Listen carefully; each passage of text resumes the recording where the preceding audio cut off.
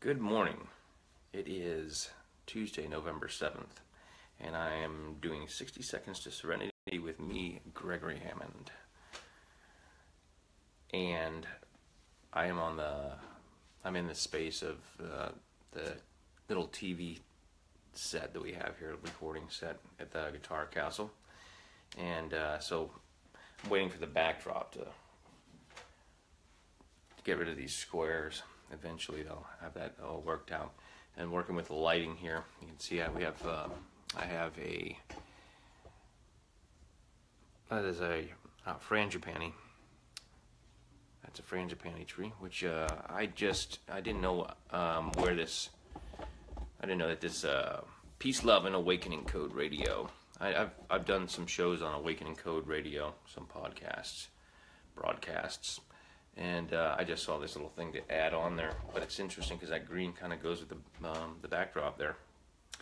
But anyway, 60 Seconds to Serenity, and each morning I hop on here and talking about ways that you have access to.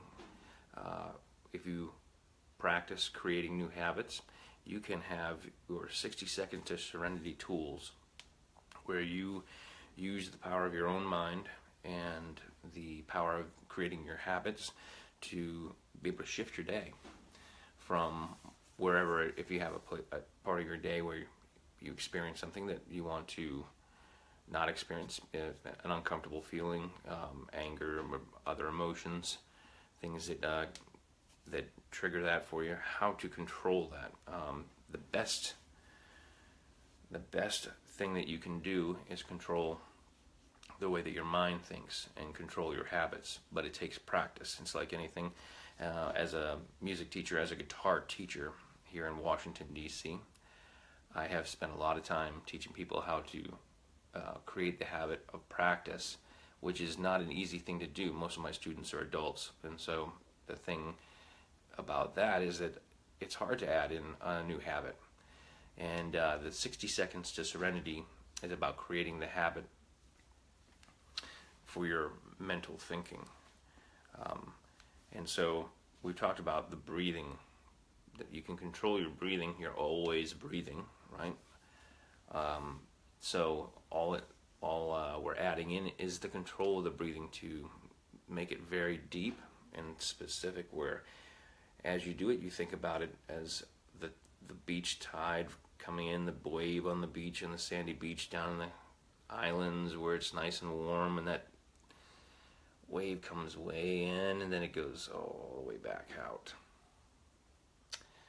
And you want your breathing to be that trigger. That's the first thing. And then you want to have affirmations, and you can use pictures, you can use music, you can use the memory of something that was absolutely the most joyous time, and you want to zero in on that and make that what is your go-to every time that, for example, let's say you are going to commute to work, and all of a sudden there's more people or traffic or something that delays you, and you feel a lot of emotion from that, either anger or fear that you're going to be late or something like that, and you want to shift that. And the amazing thing is that having control, using the control that you have to shift yourself into a peaceful vibration and a very peaceful way of thinking, a calm way of thinking, shifts a lot of other things, not just that moment, right? And we're using this as a very powerful tool to shift all the other things out there. And this ties into the concentric rings. As a wilderness survival teacher back, and I say this because it's true, back before the turn of the century, in the late 1900s, I was learning wilderness survival and then became a teacher, teaching wilderness survival. And the biggest tool that you have there, I mean, you learn about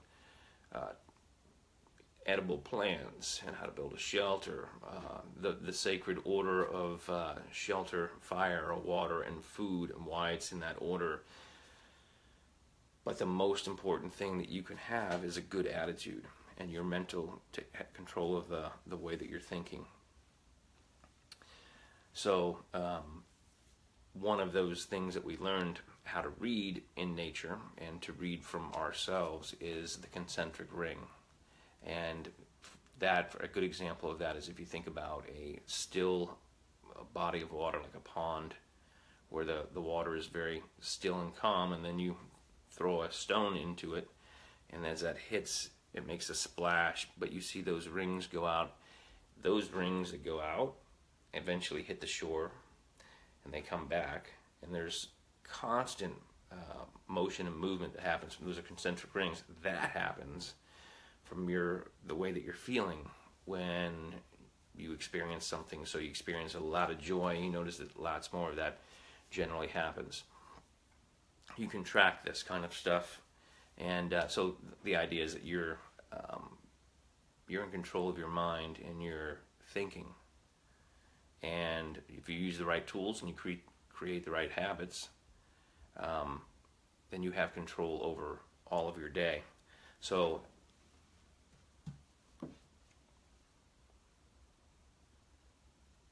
I'm thinking about this next part. So adding in your water, right, every day, all day. Keep hydrated. It's one of the most powerful things that you can do on a physical tool. But using your trigger, your breathing, the music, the memory of something, maybe a picture, and an affirmation. My affirmation was that I said the other day was, everywhere I go and everything I do makes the world a better place for me and for you. And I'd love to hear if you have a positive affirmation that you say and you want to share it in the comments down there. That would be fantastic. I'd love to see that. I always use this, have this little happy face. It's one of those moldable wire things that you can sit down somewhere, right? And it's nice to have this kind of something or other for your desk. My sister Jennifer brought that over to me one day and left it. So I appreciate that. I can make it sit all kinds of places and hang on, and it helps remember the power of the smiling. That's something that is right there, free. It's just like the breathing, you know. So as you're breathing, one of the things that I teach when I'm teaching people about doing vocal training is, as they're breathing, if they smile, you can bring in more air. And so you add that to all of the things that we've talked about, where big breath in, but a lot of times when you're doing these breaths, you're going to want to bring the air in through your nose, right? And so your exhale can come through on a smile. Yesterday we started with the non-dominant handwriting, and that was where we used a pen or a pencil, and I recommend a pen. You can grab yourself a notebook and start to write down some things. Some of the stuff that I did through the wilderness survival was journaling. We did journaling, and the wilderness survival wasn't like just go out and survive. It wasn't with that full intention of just battling elements out there. It was about living in a very peaceful Zen way, understanding the environment so that you thrived when you were out there. But a lot of us were training so that we could go out and find lost campers, hikers, hunters, people that go out there into the wilderness and then all of a sudden get disoriented. And I was talking about how the your non-dominant side swings further. That foot usually swings out just a little bit further, and so people go around in a circle, and it's very helpful for trackers to go up and find somebody, because usually the person's gone around in a circle. The only problem is that when a person discovers they've come back to the same place they were before, if they're unsure of why that has happened, and that's usually the case, they panic. fear sets in, like, oh, I'm just going to go around in another circle and I'm stuck here. And we always say, if you're lost, the best thing to do is stop moving, sit down, and prepare. Just think, this is it's the attitude that you have that will save you there. It's just think, this is okay. People will find me. I need to sit down and stop moving, conserve energy, and keep the right attitude. I didn't reverse the camera today because this little peace-loving and awakening code thing would be reversed. So I'll read this to you, even though it's backwards, right? Or it might be backwards. It says, Tom Brown's Field Guide to Wild Edible Plants, Medicinal Plants, right? And that's Tom. He's the teacher that I studied with for a long time. He's really good, very knowledgeable, and I'm extremely grateful for the education that I received through his books and also through learning in person over many week-long courses and also time in between. But a cool thing to do is to learn about wild edible plants, and there's some really good stories in here. But part of what he's sharing is about how to identify those plants. So it's an awareness building tool, right?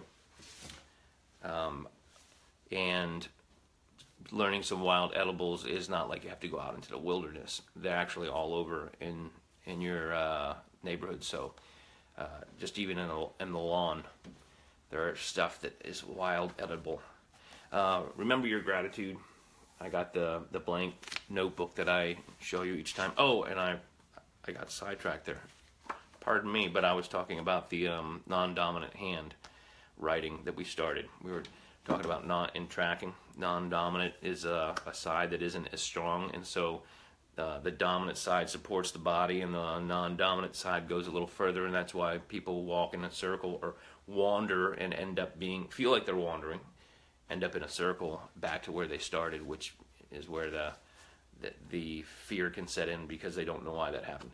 So a very powerful exercise is to use your non-dominant hand to write. And yesterday, we on 60 Seconds to Serenity here, we made the exercise start of writing one time your name. It's something you write all the time. Write that with with your dominant hand, and then underneath it, at least one time, write with your non-dominant hand, and give yourself the extra 5 minutes to do that. And in your day, right? Start off the beginning of the day. It will feel very uncomfortable. There's a very very powerful part of your mind that you're going to activate, and so I recommend that you do that. And if you did that yesterday, or you're starting today, what I'm going to suggest is that if you can do it with your non-dominant hand, then do it. If not, you can add in the date, but I would like you to start using this as a bit of a journal. What you want to do is write down the date, the time that it is. Now, it might be 3:30 in the morning where you are. It might be 6 p.m. where you are. It might be 6:15 a.m. or something like that. Write down the time when you're doing this exercise, because you might find that you end up doing it at different times in the day. So write down the date, the day, the date, the time, and then we want to add that you're writing your name, right? You're writing your name, non-dominant hand.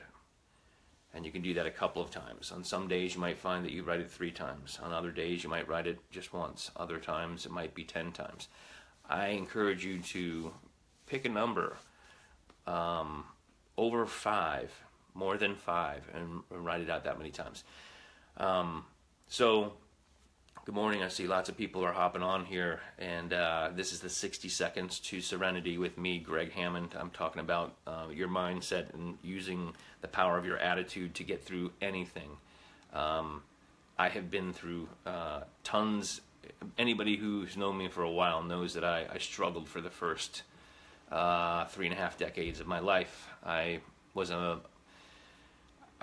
having good times and adventures, but I was struggling because I didn't understand how to control my mind, and so I reacted to tons of situations and made them worse than they needed to be. And I also made some choices that weren't good for my health and for my mental state, and the power of thought and the power of understanding and getting an education from all these amazing teachers over the last couple of decades. As I started to apply this stuff, I was learning stuff for a long time, but I was sort of just collecting information. I started to apply it, and my life has totally shifted and it's been amazing. And so I'm sharing this stuff just for free, hopping on here to help you start your day off, because I know how powerful it can be, and all you have to do is show up and take some notes, and your life will start to change and shift, and you can get through any situation, whether it's small or big. So if you haven't seen any of these other episodes, then hop on and check it out. Every morning between 6 a.m., 7 a.m. on the East Coast, I hop on here and I do these 60 seconds of Serenities with Gregg Hammond videos. Also on Saturday I'm doing free guitar lessons, and there's more details on that over at the DC Guitar Lessons. I'm going to do that through the end of this year, preparing people so that they can come right into 2018, the new year, with a skill of being able to play. And if you want to go fast, there's videos from last year when I did the free videos. My life is amazing, and I'm extremely grateful for how good it is. So my ability to give back like this, either these morning videos, if it's the mindset that you want to work on, or if it's guitar that you want to work on, then please accept my gift of this free education, and honor it by letting other people know, sharing it with other people. The idea is that we improve ourselves, that we get better, we share the gifts, and we help other people's lives get better. It's up to us as a community to be the change that we want to see, change in improving our own lives and our ability to think in a very high vibration, positive, and stay there. And if we continue to do that, we will bring the change that we want to see. And there's plenty of stuff that a lot of people want to change out there. And I will hop on at some point and I'll do longer blogs discussing specifics of events in the news that how we can address those. But that's all I got time for this morning. Remember, stay hydrated.